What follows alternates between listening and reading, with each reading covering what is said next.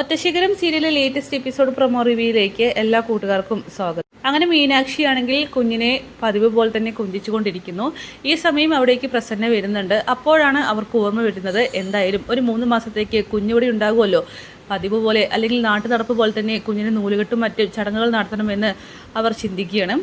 പിന്നീട് ഇക്കാര്യത്തെക്കുറിച്ച് മീനാക്ഷിയോട് സംസാരിക്കുന്നുണ്ട്. അവൾക്കാണെങ്കിൽ അത് കേൾക്കുമ്പോൾ തന്നെ സന്തോഷമാവുകയാണ്. തൻ്റെ കുഞ്ഞിന് നൂലുകെട്ടലും അങ്ങനെയുള്ള ഫംഗ്ഷനും പരിപാടിയൊക്കെ കേൾക്കുമ്പോൾ തന്നെ മീനാക്ഷിക്ക് ഒത്തിരി സന്തോഷമാവുന്നുണ്ട്. അപ്പോൾ ഇതിനെക്കുറിച്ച് അച്ഛനോട് സംസാരിക്കുക, എന്നിട്ട് നമുക്ക് കാര്യങ്ങൾ തീരുമാനിക്കാമെന്ന് മീനാക്ഷി പറയുമ്പോൾ പ്രസന്നയാണെങ്കിൽ അക്കാര്യം അവതരിപ്പിക്കാനായിട്ട് തുളസിയുടെ അരികിലേക്ക് പോകുന്നുണ്ട്.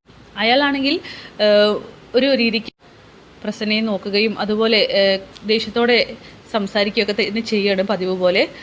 അങ്ങനെ പ്രസന്ന ഇക്കാര്യത്തെക്കുറിച്ച് അവതരിപ്പിക്കുകയാണ്. അതായത് കുഞ്ഞിൻ്റെ നൂലുകെട്ടും മറ്റും നടത്തേണ്ടേ, അതൊരു ചടങ്ങല്ലേ എന്നൊക്കെ ചോദിക്കുമ്പോൾ ഞാൻ എന്തോന്ന് പറയാനാണ് നാട്ടുകാരോട് പോയിട്ട്, എൻ്റെ പെൺകുട്ടി പിഴച്ചു പെട്ടതാണെന്നോ അതോ കുത്തിവെച്ച് പ്രസവിപ്പിച്ചതാണെന്നോ, ഇതേ നോക്ക് ഊരും പേരുമില്ലാത്ത ഈ കുഞ്ഞിൻ്റെ നൂലുകെട്ടിനൊന്നും ഞാൻ എന്തായാലും ആരെയും വിളിക്കാനൊന്നും പോകുന്നില്ല, നിങ്ങൾ എന്താണെന്ന് വെച്ച് കാണിച്ചോ എന്നൊക്കെ പറഞ്ഞ് തുളസിയാണെങ്കിൽ വളരെ ദേഷ്യത്തോടു കൂടി തന്നെ മറുപടി കൊടുക്കുന്നു. പിന്നീട് മലേഷ്യയിലേക്ക് പോകുന്ന ദിവസം അവരെ യാത്രയാക്കാനായിട്ട് പ്രതാപനും കൃഷ്ണയും വീട്ടിലേക്ക് എത്തുന്നുണ്ട്. എന്നിട്ട് കുഞ്ഞിൻ്റെ കാര്യങ്ങളെക്കുറിച്ച് സംസാരിക്കുകയാണ്. ഈ സമയം അങ്കിതയും മേനോനും കൃഷ്ണയെയും പ്രതാപനെയും ഞെട്ടിച്ചുകൊണ്ട് ആ ഒരു കാര്യം പറയുകയാണ്. ഈ കുഞ്ഞിനെ, അതായത് ദത്തെടുത്ത കുഞ്ഞിനെ മലേഷ്യയിലേക്ക് കൊണ്ടുപോകുന്നില്ല. ഇത് കേട്ട് അവരാണെങ്കിൽ ആകെ ഷോക്കാവാണ്. കാരണം ദത്തെടുത്തു എന്നുള്ളൊരു പേപ്പേഴ്സും മറ്റും ശരിയാക്കിയതിന് ശേഷമാണല്ലോ കുഞ്ഞിനെ കൊണ്ടുപോകുന്നത്.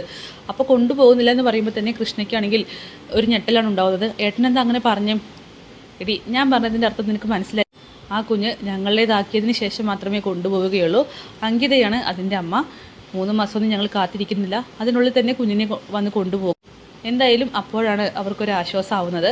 അപ്പോൾ അതൊക്കെ കാണിച്ചുകൊണ്ടാണ് പ്രൊമോ അവസാനിക്കുന്നത്. നാളത്തെ കിടിലൻ എപ്പിസോഡിനായിട്ട് കാത്തിരിക്കാം. ബൈ.